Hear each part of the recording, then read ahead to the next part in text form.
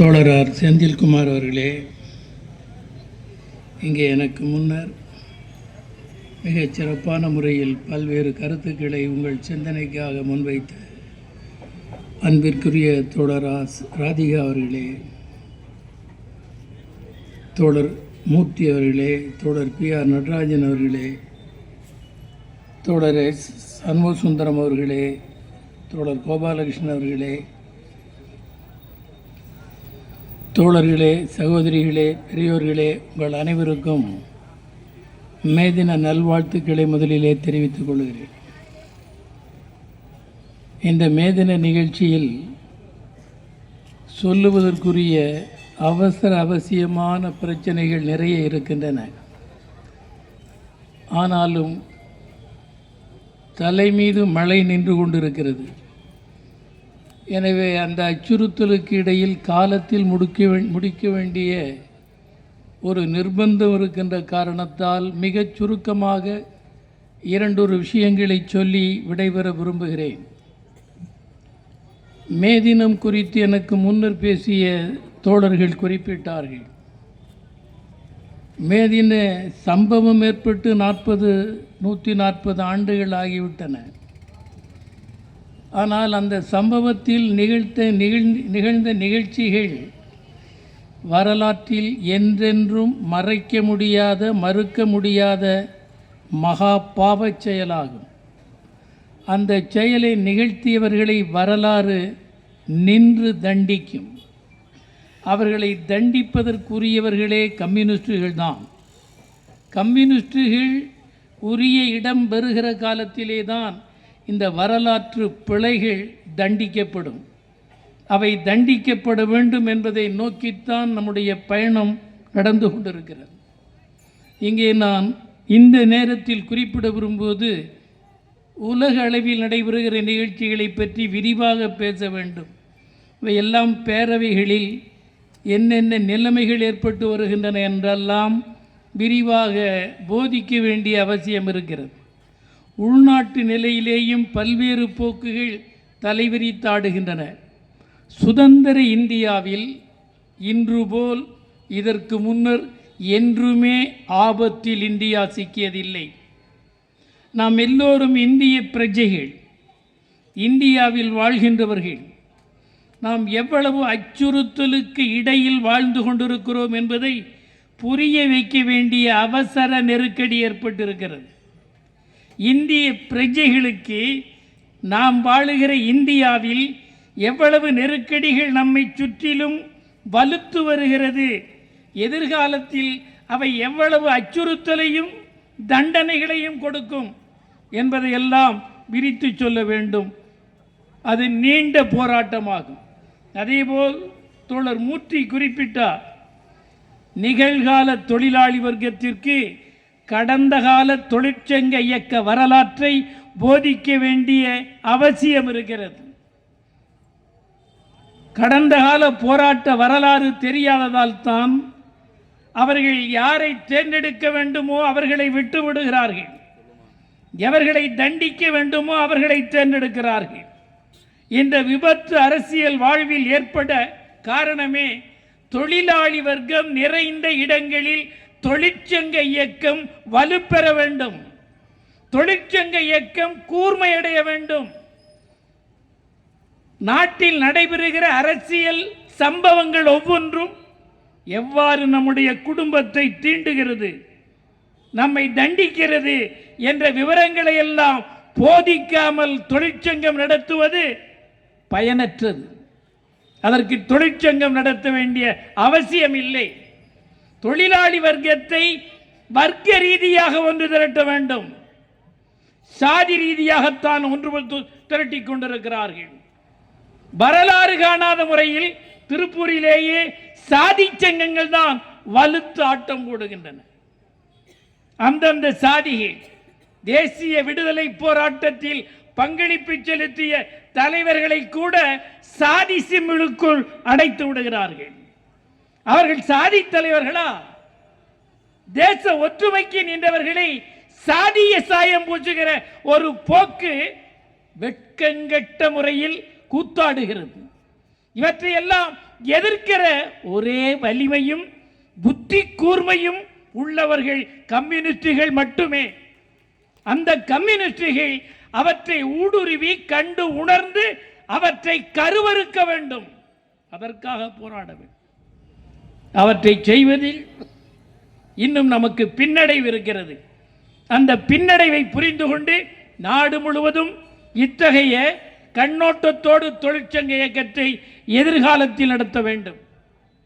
அதே மாதிரி ஒன்றிய அரசு, அன்பிற்குரிய தோழர் ராதிகா அவர்களும் குறிப்பிட்டார்கள், இன்றைக்கு இந்தியாவை ஆண்டு கொண்டிருக்கிற மோடி அமைச்சரவையினுடைய யோக்கியம் என்ன, அவருடைய லட்சணங்கள் என்ன என்பதை வரிசையாக பார்த்தால் வெட்கி தலைகுனிய வேண்டும். வாக்களித்த மக்கள் ஒரு பொறுப்பான இடத்திற்கு பொறுப்பற்றவர்களை தேர்ந்தெடுத்திருக்கிறார்கள். பொறுப்புள்ள இடத்தில் பொறுப்பற்றவர் அமைந்தால் எது நடக்கும்? நாட்டில் பொறுப்பற்ற நடவடிக்கைகள் தான் கூத்தாடும். அதுதான் இன்றைக்கு நிகழ்ந்து கொண்டிருக்கிறது. இன்றைய 2 நாள் முன்னர் செய்தி, ஒரு சர்க்குலர் போட்டிருக்கிறார்கள் ரயில்வே வாரியம். இனிமேல் ரயில்வேயில் இருக்கிற தொழிலாளர்களின் எண்ணிக்கையை உடனடியாக 2% குறைக்க வேண்டுமாம். அதாவது 29,000 பேரை வெளியே போக சொல்ல வேண்டும். இப்பொழுதே இந்தியாவில் 12 லட்சம் பேர் தான் வேலை செய்கிறார்கள். ஆனால் 14 லட்சம் பேர் வேலை செய்ய வேண்டும். 14 லட்சம் பேர் வேலை செய்ய வேண்டிய இடத்தில் 12 லட்சம் பேர் தான் வைத்திருக்கிறார்கள். இது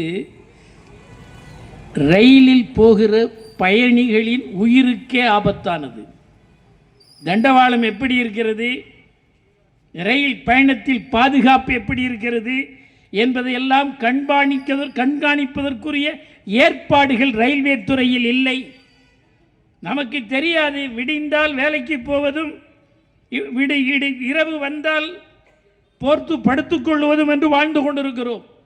ஆனால் நம்மை சுற்றி அரசாங்க நடவடிக்கைகளால் என்ன தீங்கு விளைகிறது என்பதை பார்க்க வேண்டுமா இல்லையா? அதேபோல் இன்றைக்கு 29,000 பேரை குறைத்தால் என்ன நடக்கும்? அது மட்டுமல்ல, மிக விரைவில் இந்த ஆட்சி இதனுடைய ஆயுட்காலம் முடிவதற்குள் ரயில்வே துறையை தனியாருக்கு விற்று விடுவார்கள். தனியாருக்கு ரயில்வே துறை கைமாறுமானால் நாம் நினைக்காத கட்டண உயர்வு ஏற்பட்டுவிடும். யாருடைய தலை மீது விடுகிறது சுமை? மக்கள் தலை மீது விடுகிறது. வாக்களிக்கிறவர்கள், ஆதரிக்கிறவர்கள், அரசியல் கட்சியை போற்றுகிறவர்கள் பதம் பார்த்து ஆதரியுங்கள். அவர்களின் கொள்கை என்ன? இந்தியாவில் கம்யூனிஸ்டுகள் மட்டும்தான் ஒன்றை வலியுறுத்துகிறார்கள். எதை? குடியிருக்க வீடு, உடல் நலம் குன்றினால் இலவச மருத்துவம், கல்விக்கு இலவச உத்தரவாதம். இவை இருக்கிறதா? இவற்றை எதிர்த்து போராடுகிற குரல் கம்யூனிஸ்டுகளின் கலக குரல் தான். மற்றவர்கள் செய்வதில்லை. இலவசமாக நடத்த வேண்டுமானால் அரசாங்கம் நடத்த வேண்டும். அவற்றை தனியார் முதலாளிகளுக்கு விற்றுக்கொண்டே இருக்கிறார்கள். அவர்கள் என்ன செய்வார்கள்? தனியார் வசம் கொடுத்தால் லாபம் பார்ப்பார்கள். அரசாங்கமே செய்தால் சேவையை நிறைவேற்றுவார்கள், மனிதர்களின் தேவைகளை நிறைவேற்றுவார்கள். ஆனால் மனிதர்களின் தேவைகளை நிறைவேற்ற வேண்டிய பொறுப்புள்ள, சட்ட ரீதியாக பொறுப்புள்ள அரசாங்கங்கள் அந்த பொறுப்பை கைகழுவி தனிப்பட்ட முதலாளிகளுக்கு விற்று விடுகிறார்களே, இது தவறு, இது நம்மை பாதிக்கிறது என்று கண்டுபிடித்து அவர்களை நிராகரிக்க கற்றுக்கொள்ள வேண்டும். அதுதான் அரசியல் படுத்துவது. மக்களை அரசியல் படுத்தாமல் மக்களின் எதிரிகள் அரியாசனங்களை கைப்பற்றுவதை தடுக்க முடியாது. தேர்வு செய்கிறவருடைய புத்தியை ஜனநாயக ரீதியாக கூர்மைப்படுத்த வேண்டும். அவற்றை செய்வதுதான் தலையாய பணி. அவற்றை செய்தால் மட்டுமே மாற்றம் வரும். நீங்கள் ஏன் அதை சிந்திக்கவில்லை? மக்கள், தாய்மார்கள் சிந்திக்க வேண்டாமா? பிறருக்கு சொல்ல வேண்டாமா? நம்முடைய குழந்தைகளை ஏன் இலவசமாக கல்வி கொடுக்க கூடாது? அதற்காக பெரும் கிளர்ச்சி, தொடர் கிளர்ச்சி நடக்க வேண்டும். இலவசமாக எங்களுக்கு வைத்தியம் வேண்டும் என்று கிளர்ச்சி நடக்க வேண்டும். கிளர்ச்சியை தூண்டிவிட வேண்டும். அவர்களை தெருவிலே நிறுத்தி அவர்களை உரிமையை பெற போராட வைக்க வேண்டும். இதுதான் நம்முடைய குல தொழில். அவற்றை நாம் நிறைவேற்ற வேண்டும். அவற்றை நிறைவேற்றினால்தான் மக்களுக்கு அரசியல் ரீதியாக பகுத்து பார்க்கும் பார்வை கூர்மையடையும். அது கூர்மையடைந்தால்தான் கலைகள் வளருவது தடைபடும். இப்பொழுது என்ன நடக்கிறது இந்தியாவில்? களை வளர்க்கப்படுகிறது, பயிர்கள் பிடுங்கி எறியப்படுகின்றன. காப்பாற்றப்பட வேண்டிய மக்கள் தெருவிலே விடப்பட்டு விட்டார்கள். ஆனால் தண்டிக்கப்பட வேண்டியவர்கள் எல்லாம் அதிகாரத்திற்கு வந்து விட்டார்கள். மோடியின் அமைச்சரவையில் இருக்கிற அமைச்சர்களிலிருந்து சட்டமன்ற நாடாளுமன்ற உறுப்பினர்கள் வரை அவர்களின் யோக்கியதைகளை எல்லாம் பரிசீலித்தால் கொலை நடுங்கும். கொலைகாரர்கள் பலர் எம்பிக்கள். குற்றச் செயல்களில் தண்டிக்கப்பட வேண்டிய பலர் நாடாளுகிற மன்றத்தில் அமர்ந்திருக்கிறார்கள், சட்டமன்றங்களில் அமர்ந்திருக்கிறார்கள். ஏன் அமர்ந்தார்கள்? மக்கள் வாக்களித்தார்கள். ஏன் வாக்களித்தார்கள்? அது விரிவாக பேச வேண்டிய ஒரு தீங்கான நடவடிக்கை. அவர்களை அரசியல் படுத்தாமல் நாட்டில் மாற்றத்தை கொண்டு வர முடியாது.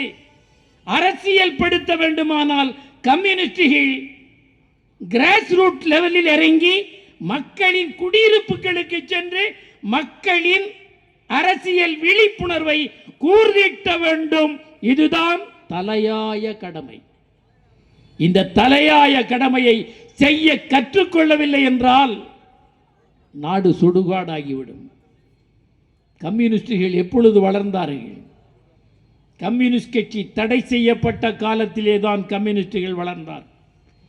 1934 இருந்து 42 வரை 8 ஆண்டு காலம் வெள்ளைக்காரர்கள் தடை செய்தார்கள். தடை செய்தவுடன் பயந்து ஓடி ஒளிந்து கொள்ளவில்லை கம்யூனிஸ்டுகள். தலைமறைவாக சென்று விவசாய இயக்கத்தை, தொழிற்சங்க இயக்கத்தை, இன்ன பிற வடிவங்களில் அமைப்பு சாரா மக்களை அணிதிரட்டினார்கள். தடை செய்யப்பட்ட காலத்திலேதான் கம்யூனிஸ்ட் கட்சி வீறு கொண்டு எழுந்தது. தடை செய்யப்பட்ட போது தன் மீது பாய்கிற குண்டுக்கு நெஞ்சை காட்டினார்களே தவிர பயந்து ஓடி ஒழியவில்லை கம்யூனிஸ்டுகள். கம்யூனிஸ்டுகளின் வரலாறு என்பது வரலாறு காணாத வரலாறு. கம்யூனிஸ்டுகளின் வரலாறு எளிய வரலாறு அல்ல. மிருகங்கள் கூட சந்தித்திராத கொடிய அடக்குமுறைகளை சந்தித்ததற்கு பின்னர் தான் தலைமுறை தலைமுறையாக இந்த செங்கொடி நிகழ்கால தலைமுறையின் கைகளுக்கு வந்திருக்கிறது. நீண்ட போராட்டம், வரலாறு காணாத போராட்டம். அந்த போராட்டங்களை நடத்திய பெரும் பெருமை இந்த மண்ணில் விதையாய் முளைத்து போனார்களே அந்த மகத்தான தியாகிகள், அந்த இரத்த சாட்சிகள் தான் இதற்கு காரணம். அந்த மகத்தானவர்களின் கனவில் கனவாய் நின்றுவிட்ட சமநிலையில் சமூகம் வளர வேண்டும் என்பதற்காக எல்லா மனிதர்களுக்கும் எல்லா தேவைகளையும் அவரவர் வயது கட்டங்களில் நிறைவேற்ற, தங்குதடை இல்லாமல் நிறைவேற்றிக் கொள்ள பொருத்தமான ஒரு சமுதாயம்தான் சோசியலிச சமுதாயம். அந்த சமுதாயத்தை அமைக்க பிறந்த கலக கொடிதான் இந்த செங்கொடி. அந்த அமைப்பு உலகில் நிலவுகிற வரை உலகம் முழுவதும் கம்யூனிஸ்டுகள் போராடுவார்கள், போராடிக்கொண்டே இருப்பார்கள். பல நாடுகளில் தடை செய்யப்பட்டு விட்டன. பல நாடுகளில் வேட்டையாடுகிறார்கள். அவர்களை எதிர்த்துத்தான் கம்யூனிஸ்டுகள் போராடி கொண்டிருக்கிறார்கள். எனவேதான் இந்தியாவிலும் தமிழ்நாட்டிலும் மக்களை ஒன்று திரட்டுவது என்பதுதான் பிரதான கடமை. இன்றைய ஜனநாயக அரசியல் அமைப்பில் ஜனநாயகத்திற்கே ஆபத்து ஏற்பட்டு விட்டது. மோடி ஒரு பித்தலாட்ட பேர்வழி. மோடி நேர்மையற்ற மனிதன். மோடி இந்திய தேசத்திற்கு விரோத நடவடிக்கைகளில் ஈடுபட்டு வருகிறார். ஜனநாயகம் கொல்லப்படுகிறது, சிலுவையில் அறியப்படுகிறது. ஜனநாயக முறைகள் கேள்விக்குள்ளாக்கப்பட்டு விட்டன. எப்படி நாடு வாழும்? நாட்டு மக்களுக்கு என்ன பாதுகாப்பு? நாட்டு மக்களை பாதுகாக்க கடமைப்பட்டுள்ள இந்த சர்க்கார் என்ன செய்தது?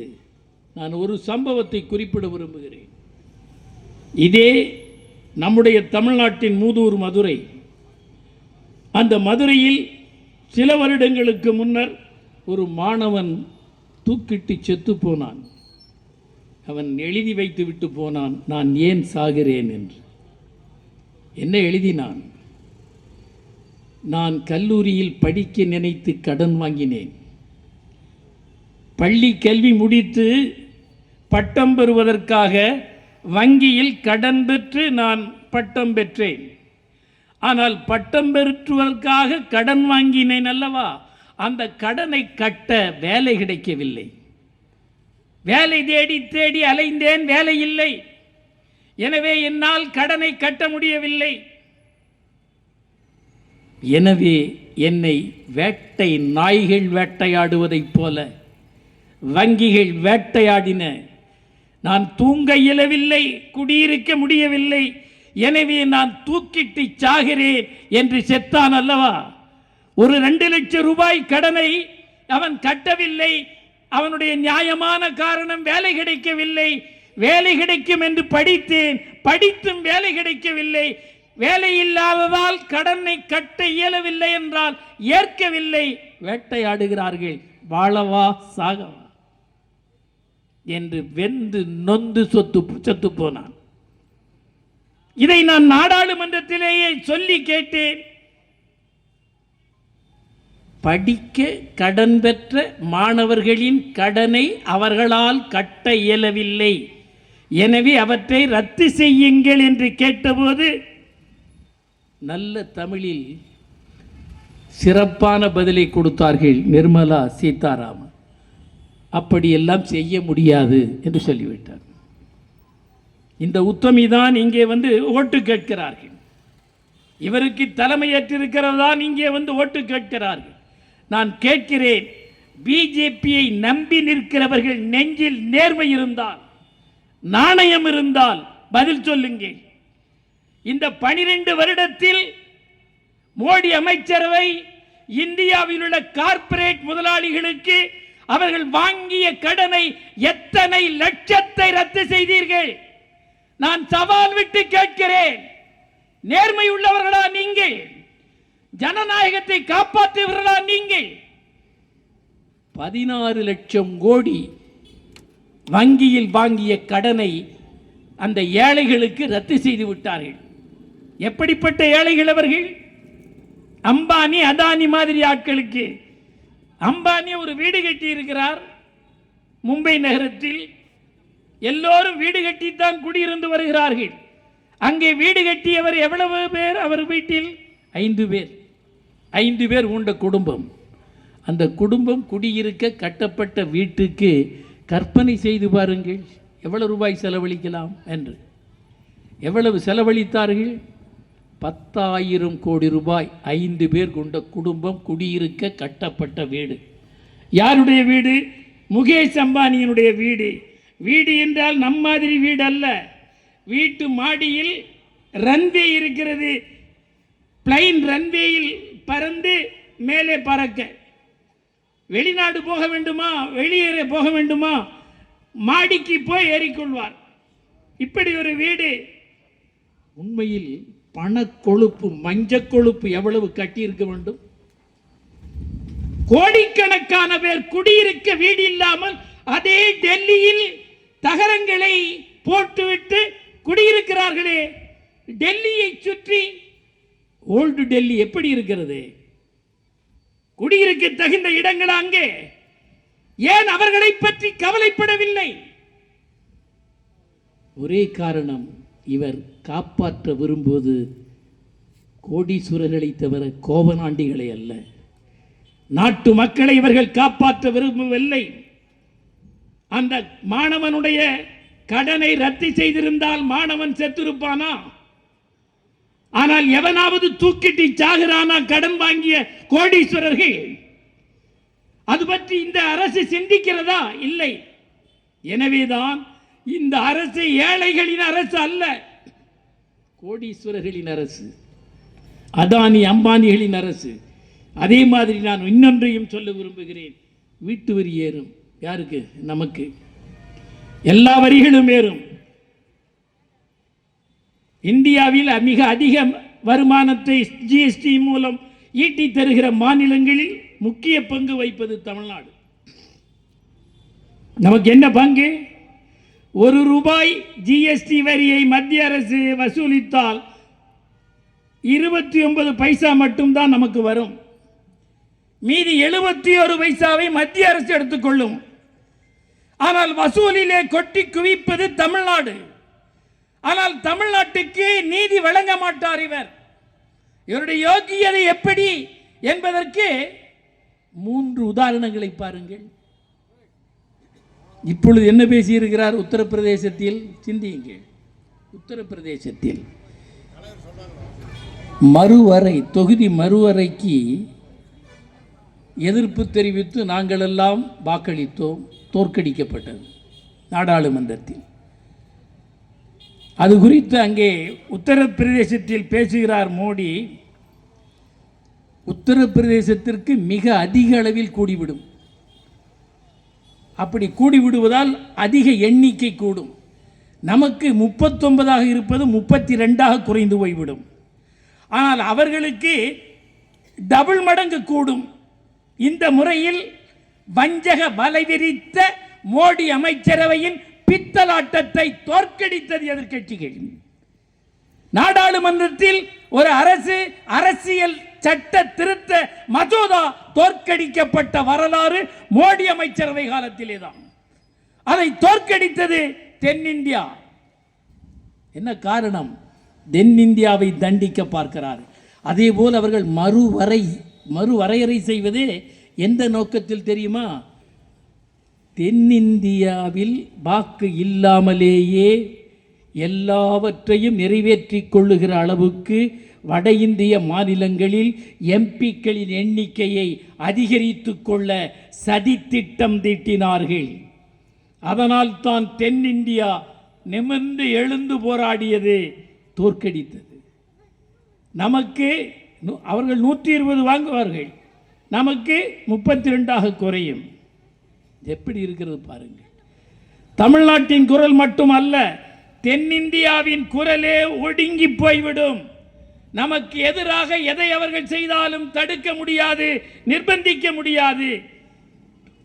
அதை செய்த நம்மை உத்தரப்பிரதேசத்திலே போய் சொல்லுகிறார், தமிழ்நாட்டுக்காரர்கள் திராவிட முன்னேற்றக் கழகத்தின் தலைமையில் உத்தரப்பிரதேசத்திற்கு எம்பிக்கள் எண்ணிக்கையை அதிகரிக்க விடாமல் தோற்கடித்து விட்டார்கள் என்று அங்கு பேசுகிறார். இதன் மூலம் என்ன செய்ய விரும்புகிறார்? தமிழ்நாட்டுக்கு எதிராக, திமுகவுக்கு எதிராக, எதிர்க்கட்சிகளுக்கு எதிராக உத்தரப்பிரதேச மக்களை தூண்டி விடுகிறார். அதே போல்தான் தேர்தல் சமயத்தில் பீகார் மாநிலத்தில் வாக்கு கேட்கிறார் இந்த மோடி. நெறியற்ற மோடி என்ன கேட்டார்? தமிழ்நாட்டில் பீகாரில் இருந்து வேலைக்கு செல்லுகிறவர்களை துன்புறுத்துகிறார்கள் தமிழர்கள். கேட்டுங்க. இதே திருப்பூரில் பீகாரிகள் வேலை செய்கிறார்கள். யாராவது ஒருவரையாவது துன்புறுத்தியது உண்டா திருப்பூரில்? இல்லை. தமிழ்நாட்டில் எங்காவது உண்டா? இல்லை. ஆனால் மோடி, பொறுப்புள்ள பிரதமர் பொறுப்பில் இருக்கிற ஒரு பொறுப்பற்ற மோடி அங்கே போய் தமிழனுக்கு எதிராக பிரச்சாரம் செய்கிறார். தமிழர்கள் பீகாரிகளை துன்புறுத்துவதாக சொல்லுகிறார். எவ்வளவு பச்சை பொய், வடிகட்டிய பொய்! ஒரு பொறுப்புள்ள பிரதமர் பேசலாமா? எப்படி? அது மட்டும் இல்லை, ஒடிசாவிலே என்ன பேசினார் தேர்தலில்? அங்கே ஒரு IAS ஆபீசர் இருந்தார், அவர் இப்பொழுது ரிசைன் பண்ணிவிட்டார், பாண்டியன் என்று. அவர் அங்கே நம்முடைய நவீன் பட்நாயக் கட்சியில் சேர்ந்து கொண்டார், பிஜேடி. அதை வைத்து அவர் ஒரு பொய்யை அவிழ்த்து விட்டார். என்ன பொய்? 2 பொய்யை பார்த்தீர்கள். உத்தரப்பிரதேசத்தில் தமிழனுக்கு எதிராக ஒரு பொய்யை தூண்டிவிட்டார். 2வது பொய், பீகாரில் ஓட்டு வாங்குவதற்காக பீகாரிகளை துன்புறுத்துகிறார்கள் என்று பொய். 3வது பொய் பச்சை பொய். இதெல்லாம் மற்றதெல்லாம் சின்ன சின்ன பொடி பொய்கள் நிறைய இருக்கிறது. பொய் மட்டும்தான் மோடியிலிருந்து வாயிலிருந்து வரும். 3வது பொய் ஒடிசா. அங்கே என்ன சொன்னார்? பூரி ஜெகநாதர் ஆலயத்தின் மீது மாறாத அன்பு செலுத்துகிறவர்கள், பக்தி செலுத்துகிறவர்கள் ஒடிசா மக்கள். அங்கே போய் ஓட்டு வாங்குவதற்காக நீங்கள் எல்லோரும் பிஜேபிக்கு ஓட்டு போடுங்கள். பூரி ஜெகநாதர் ஆலயத்தினுடைய சாவி தமிழ்நாட்டில் திருடி அங்கே கொண்டு போய் வைத்து கொண்டார்கள். தமிழ்நாட்டில் கொண்டு வந்து வைத்து கொண்டோமா? பூரி ஜெகநாதர் கோயில் சாவி திருடப்பட்டு அது தமிழ்நாட்டில் இருக்கிறது என்று பொறுப்பற்ற பேச்சை ஒரு பிரதமர் பேசலாமா? பேசினார். என்ன காரணம்? ஓட்டு வாங்க வேண்டும் என்பதற்காக. தமிழ்நாட்டில் வந்து என்ன செய்கிறார்? திருக்குறளை சொல்றோம்னு சொல்லி படுகொலை பண்றார். திருக்குறளை எங்கிட்டே ஒருத்தருக்கு அதை என்ன ஹீப்ரு மொழியே என்ன அவர் பேசினதுன்னு. திருக்குறளை சொல்றதுக்குள்ள நம்ம எடப்பாடி இருக்கார்ல, அவர் திருக்குறள் சொல்றதுக்கு முக்குன முக்கு ரொம்ப வருத்தமாக போச்சு நம்மளுக்கு. எண்ணிய எண்ணியாங்கு எய்துவர் எண்ணியர் திண்ணியராக பெறின், இதான் குறள். அதைய நம்ம எடப்பாடியார் சொல்லி முடிக்கிறதுக்குள்ள பட்ட பாடுங்க. அது யாரையா திருக்குறளில் திருவள்ளுவர் சொல்லி விட்டார் அவங்களுக்கு? நீங்கள் போய் சொல்லுங்கன்னு சொல்லவே முடியல. முதல்லையே ஆப்ரஹாம் சொல்கிறதுக்குள்ளே என்னென்ன பேச்சில் பேசினார்னு தெரியும் நமக்கு. அவருடைய லெவல் அவ்வளவுதான். ஆனால் அவருகிற பேச்சு அளவுக்கு மீறின பேச்சு. அவர் திருக்குறள் சொன்ன மாதிரி தான் மோடி வந்தாலும் திருக்குறளில் அவர் என்ன சொல்கிறாருன்னு எவனுக்கும் தெரியாது. அப்படி அப்போ இதெல்லாம் எதை காட்டுதுன்னா, நாம் எல்லோரும் பொறுப்புள்ள இடத்திற்கு பொறுப்பற்றவர்களை அமைச்சர்களாக்கிவிட்டோம் என்பது திட்ட தெளிவு. எனவே இனியாவது மிகுந்த விழிப்போடு இருந்து மக்கள் நலனை காப்பாற்றுவதற்காக தேசிய விடுதலை இயக்க காலத்திலிருந்து வரலாறு காணாத தியாகத்தை புரிந்த 2 செங்கொடி இயக்கங்கள் தான் மெய்யான காவலர்கள். நாட்டு மக்களுக்கு மெய்யான காவலர்களை தேர்ந்தெடுக்க வேண்டுமே தவிர திருட்டு புத்தி படைத்தவர்களை தேர்வு செய்வது நமக்கு காவல் ஆகாது. எனவே சகோதர சகோதரிகளே, இந்த ஆண்டு மே தினத்தில் நாம் ஏற்க வேண்டிய சபதம் என்பது மக்களின் நலனை பிரதிபலிக்கின்ற மெய்யான பிரதிநிதிகள் கம்யூனிஸ்டுகளே என்பதை உணர்ந்து, கம்யூனிஸ்டுகள் தான் நம்முடைய பிரதிநிதிகள் என்பதை கீழே வரை கொண்டு செல்ல சங்கல்பம் எடுத்துக் கொள்ளுங்கள். மழை எப்பொழுது வேண்டுமானாலும் வரும். நன்றி, வணக்கம்.